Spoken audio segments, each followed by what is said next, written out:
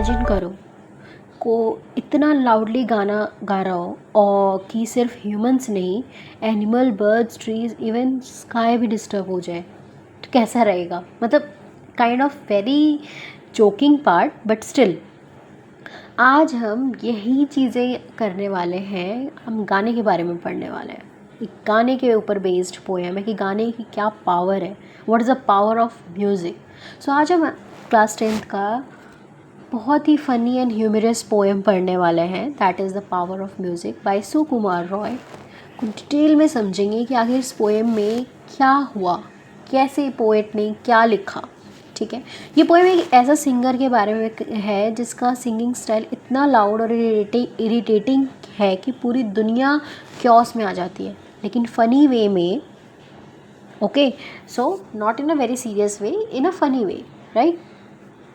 So welcome back to the channel. Hello everyone, and again IICSE Ignite Learning with Pallavi. So today start with this beautiful funny poem which is the power of music. So let's start. तो होता ये है, अगर हम first stanza से शुरू करते हैं तो इसमें पोएट बोलता है कि जब समर सीज़न आता है तब हर जगह भीष्म लोचन शर्मा की लाउड सिंगिंग सुनाई देती है। ठीक है, लेकिन इसमें यहाँ पे पोएट एक फ़नी सिंगर का इंट्रोडक्शन दे रहा है, दैट्स भीष्म लोचन। ठीक है, तो you catch his strain on है। सो ये बहुत इजी सा है। एंड हम्स का मतलब होता है सिंगिंग साउंड है। हम्स मतलब सिंगिंग एक साउंड है, इसमें जो हम्स का मतलब होता है इट्स जस्ट अ साउंड। ठीक है, तो होता क्या है कि सिंगर की आवाज़ इतनी लाउड है कि हिल्स और प्लेन्स दोनों जगह सुनाई देती है, इवन दिल्ली से बर्मा तक। ऑब्वियसली ये रियल नहीं है, ये एक एग्जैजरेशन है, एक मजाक के वे में पोएट इस चीज़ को बोल रहा है, बहुत फ़नी वे में बोल रहा है, तो आप इस चीज़ को समझ सकते हो। और इस लाइन में एक लिटरली डिवाइस यूज़ हुई है, that is called hyperbole. Hyperbole का मैंने मतलब बताया था, विच इज़ एग्जैजरेशन, राइट। तो इसमें तो आप क्लियरली समझ सकते हो कि पोएट फ़नी वे में दिखाता है कि सिंगर अनबेरेबल लेवल तक लाउड है, कि मतलब यहाँ गा रहा है तो बर्मा तक सुनाई दे। Burma is a place, right. तो होता ये है कि इस चीज़ को ना बहुत एग्जैजरेट करके पोएट ने बहुत मजाक के वे में बताया है कि भीष्म इतनी इंटेंसिटी और डिटर्मिनेशन के साथ गाता है जैसे कि उसकी लाइफ इसी पर डिपेंड करती है। हेल बेंट का मतलब होता है एक्सट्रीमली डिटरमाइंड, शिद्दत से। ठीक है, यहाँ सिंगर कम्प्लीटली लॉस्ट हो जाता है अपनी सिंगिंग में। वो आस पास कुछ नहीं देखता कि किसको क्या प्रॉब्लम हो रही है, कुछ नहीं। ही इज़ लाइक फिनोमिनिकली जस्ट उस चीज़ में डूब जाता है गाने में। लोग उसकी सिंगिंग सुनकर कंफ्यूज और शॉक हो जाते हैं। उन्हें पता है कि भीष्म का इंटेंशन बुरा नहीं है, बट फिर भी उसकी सिंगिंग अनबेरेबल है, असहनीय है, सहा ही नहीं जा सकता। सिंगर इनोसेंट है बट उसकी सिंगिंग प्रॉब्लम क्रिएट करती है। वो इनोसेंट है बेचारा, उसकी क्या गलती है, कोई गलती नहीं है, लेकिन उसकी सिंगिंग इतना इरिटेबल है, इतना इरिटेटिंग है कि लोगों को प्रॉब्लम होती है उससे। ठीक है, फिर होता क्या है कि पीपल ना, जो लोग होते हैं वो पैनिक में इधर उधर भागते हैं, भागने लगते हैं उसके गाने सुनकर। कुछ लोग गिर जाते हैं, कुछ बीमार पड़ जाते हैं, मतलब कुछ गिर जाते हैं, लड़खड़ाते हैं, बट सोचते हैं कि कैसे भी इसके गाने से बचो भाई, अब नहीं सुन सकते। ठीक है, सिंगर की लाउड वॉइस जो होती है वो कम्प्लीटली क्योटिक होती है और क्योस क्रिएट करती है।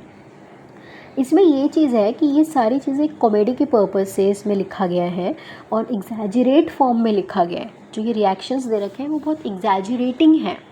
ठीक है, तो इसमें यही पोएट बताता है कि बहुत ही अनबेरेबल है और असहनीय, सुनाई नहीं दे। लेकिन जो लोग भीष्म से रिक्वेस्ट करते हैं कि प्लीज़ सिंगिंग बंद करो वरना हम मर जाएंगे, हमारे कान में से खून आने लगेगा, हम बोलते हैं ना ऐसा, तो ऐसा ही हुआ है। तो ये लाइन बहुत ही ह्यूमरस लग रही है सुनने में और एग्जैजरेटिंग स्ट्रॉन्ग बनाती है। ये बहुत ज़्यादा ऐसा लग रहा है कि भाई कितना ही बुरा होगा। ठीक है, फिर सिंगर की आवाज़ की वजह से ना ब्लक कार्ट्स उलट जाती है और हॉर्सेस रोड के साइड में खड़े हो जाते हैं। मतलब एनिमल्स भी डिस्टर्ब्ड होते हैं, इतनी बुरी सिंगिंग, मतलब जिसकी कोई लिमिट नहीं है। म्यूज़िक का इफ़ेक्ट्स ह्यूमंस पे तो होता ही है, पर एनिमल्स पे भी बहुत ज़्यादा होता है, तो यहाँ पे दोनों पे ही इतना बुरा इफ़ेक्ट दिखाया गया है। बट फिर भी भीष्म को किसी की प्रॉब्लम से कोई फ़र्क नहीं पड़ता, वो कॉन्टीन्यूसली लाउडली गाता रहता है तो गाता रहता है। यहाँ पे बूमिंग एक लाउड साउंड है, जो कि आप जानते होगे, बूमिंग का मतलब ही it is a loud sound which shows is that booming loud sound यहाँ पे शो कर रहा है। सब डिस्टर्ब है, बट सिंगर हैप्पीली गा रहा है तो गा रहा है, उसे घंटा फ़र्क नहीं पड़ता कि तुम्हें क्या प्रॉब्लम है और क्या नहीं, ठीक है। तो एनिमल्स सिंगर्स की लाउड नॉइज़ को बिल्कुल पसंद नहीं करते। ऑब्वियसली एनिमल्स तो नहीं उस चीज़ को बेयर करेंगे ना। ब्लेयर का मतलब होता है harsh loud sound, Blair not Blair. Animals जो होते हैं वो इरिटेट हो जाते हैं, गुस्सा हो जाते हैं और फिर वो उस पर अटैक करने की कोशिश करते हैं। तो एनिमल्स जो होते हैं स्ट्रेंज रिएक्शन देने लगते हैं, वो क्राई करने लगते हैं, कंफ्यूज हो जाते हैं, पैनिक में रिएक्ट करते हैं, गुस्से हो जाते हैं तो मारने की कोशिश करते हैं, लोगों के पीछे भागते हैं। तो ये चीज़ें होती हैं। एनिमल्स का human like reaction comic effect create करते हैं, ठीक है। फिर उसके बाद जो फिशेस भी होती हैं वो भी नॉइज़ से बचने के लिए डीप वाटर में चली जाती हैं। यहाँ पे फ्रैंटिक का मतलब है डेस्परेट, ओके, फ्रैंटिक का मतलब है डेस्परेट, ठीक है। ये लाइन दिखाती है कि सब साइलेंस ढूंढ रहे हैं, क्योंकि ऑब्वियसली यार मतलब इतना ज़्यादा मतलब खुद सोच के देखो, बहुत ज़्यादा क्योटिक होना तो फ़र्क तो पड़ता ही है ना। फिर उसके बाद जो ट्रीज़ होती हैं वो क्लैप्स करने लगती हैं, मतलब क्रैशेस होने लगती हैं, बहुत ज़्यादा फ़र्क पड़ता है लोगों पे। फिर उसके बाद सिंगर की वॉइस इतनी पावरफुल दिखाई गई है यहाँ पे कि ट्रीज़ भी शेक करने लगते हैं। यहाँ पे जो क्रैश साउंड है एक दूर तक सुनाई देता है, तो उसका मतलब ऐसा होता है, क्रैश का मतलब है कि जो चीज़ बहुत दूर तक सुनाई दे। क्रैशिंग साउंड होता है ना कि यार लैंड क्रैश, एरोप्लेन क्रैश हो गया, तो मतलब जो चीज़ बहुत दूर तक सुनाई दे, जिसकी वॉइस टूटी हो और अनबेरेबल हो, दैट इज़ द थिंग।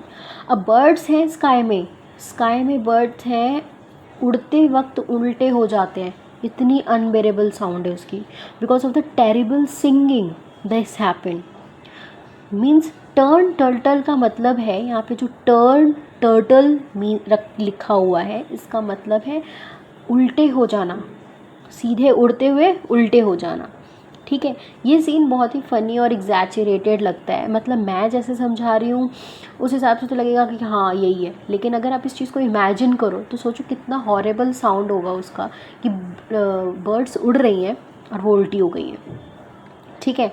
तो ऑब्वियसली मतलब कहीं ना कहीं तो ये चीज़ें होंगी ना। लोग फिर से भीष्म को रिक्वेस्ट करते हैं कि भाई प्लीज़ सिंगिंग बंद कर दो, वो कम्प्लीटली फ्रस्ट्रेटेड हो चुके हैं, but he won't listen anyone, he is in own zone, अपनी ही धुन में। भीष्म अपनी सिंगिंग में इतना लॉस्ट है कि किसी की रिक्वेस्ट सुन ही नहीं रहा। यहाँ पे ग्रम्बल का मतलब है कंप्लेन करना, people are grumbling means people are pleasing, complaining, please don't do, but he won't listen means he won't listen because he lost in his singing, in his music. So होता क्या है फिर कि अब सिंगर की harsh voice सुनकर sky भी रो रहा है और ह्यूज बिल्डिंग्स गिरने लगती हैं। मतलब ये सारी चीज़ें ना बहुत एग्जैजरेटिंग है, तो मतलब इन चीज़ों को रिलेट करके बस एग्जैजरेशन है, एक कॉमेडी के थ्रू पोएट इन चीज़ों को बता रहा है कि ऐसा ऐसा होता है, ऐसा ऐसा हुआ है, मतलब जिससे कि हमें लगे कि हाँ उस लेवल तक उसकी सिंगिंग बेकार है, ठीक है। फिर उसके बाद क्या होता है, और ऑब्वियसली जो ये वाला पार्ट है grumbling and the last stanza, इसमें लिटरेरी डिवाइस पर्सोनिफिकेशन है। Sky crying, sky cryings no, but here is like that the literary device used here is personification, hyperbole, mention collapsing, mention collapsing मतलब कि building गिरने लग रही है, तो ये भी एक लिटरेरी डिवाइस है कि बिल्डिंग मतलब इतना बुरा तो कोई नहीं, मतलब ऑब्वियसली गाना गाने से बिल्डिंग गिर जाएंगी क्या, नहीं, लेकिन एक एग्जैजरेशन है, बढ़ा चढ़ा कर बताया गया है, ठीक है। तो लास्ट पर आते हैं हम। अब क्या है कि एक क्लेवर बिली गोट एंट्री करता है। सगैशियस का मतलब होता है वाइज, ठीक है। ये पोएम का टर्निंग पॉइंट है। एक क्लेवर बिली गोट बकरी की एंट्री यहाँ पे होती है। तो वो क्या करता है, यहाँ पे होता क्या है इसमें कि गोट डायरेक्टली भीष्म पर अटैक कर देता है और लाउडली आवाज़ करता है। गोट की वॉइस भीष्म की वॉइस को चैलेंज करती है।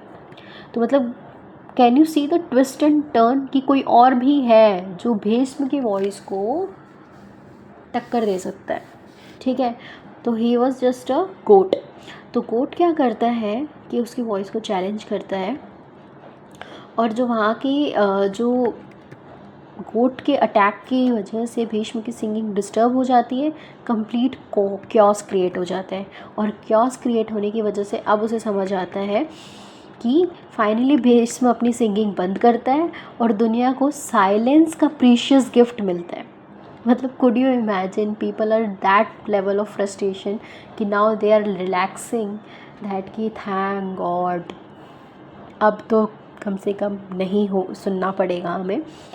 तो this is the whole poem and it's a very easy poem. I don't think so it's a very difficult poem and it's a very easy. हाँ, कुछ ऐसे टर्म्स हैं जो शायद आपने पहली बार सुने होंगे, उन टर्म्स का मैंने मीनिंग भी आपको बता दिया बीच बीच में। आप पूरे वीडियो को एंड तक देखोगे तो आपको ईजिली समझ आएगा। अभी तक अगर आपने वीडियो देखोगे तो आपको पूरी वीडियो समझ आ गई होगी। पोइट ह्यूमिलसली दिखाता है कि साइलेंस भी कभी कभी ब्लेसिंग होता है। इसमें जो ह्यूमरस पार्ट है ना, वो चीज़ इसमें दिखाई गई है कि हमें कभी कभी साइलेंस की भी नीड है। ये बताता है कि हमेशा शोर हल्ला वल्ला, और even though people who lived in urban kind of areas, तो अर्बन एरियाज़ में रोज़ ट्रैफिक और जिनको ट्रैवल करना होता है, ट्रैफिक नॉइज़ ये वो, इसकी वजह से people are really think that कि हमें थोड़ा टाइम मिले, हम अपने घर में रहें, शांति से रहें, ठीक है। दे प्रेड, क्योंकि जो इंसान रोज़ नॉइज़ सुन रहा है उसको अब एक शांति चाहिए होती है। तो basically overall message of is this poem is that कि पोएम ह्यूमरस वे में बताती है कि म्यूज़िक पावरफुल होता है, बट अगर म्यूज़िक प्लेजेंट ना हो तो वो नॉइज़ बन जाता है और क्योस क्रिएट करता है। इसीलिए हम कहते हैं कि म्यूज़िक बहुत पीसफुल होता है, हमारे माइंड को काम रखता है, लेकिन अगर वो ना हो तो वो कितना इरिटेटिंग हो सकता है उसका लेवल तो आप लोग पोएम में देख ही चुके हो। तो this is the whole about this poem. I think you all get it and आप सभी को समझ आ गया होगा कि इस पोएम का क्या है, कैसे है। In the next video we will cover each and everything, its message, conclusions, its literary devices, and the words which are very difficult in this. I will definitely try to cover that also in the next video, and after that we will do the RTC space questions. So please do subscribe, share and like. Please do that to my channel so that you will get all the notification on your YouTube channel and your of my YouTube channel, so that आप easily मेरी videos को देख पाएँ, समझ पाएँ, and it is a very helpful for you, ठीक है। So guys, ये थी हमारी power of music by Sukumar Roy की कंप्लीट एक्सप्लेनेशन। अगर प्लीज़ ये एक्सप्लेनेशन हेल्पफुल लगी हो तो again I am telling you, please do like, share and subscribe, and see you in the next video. Thank you very much.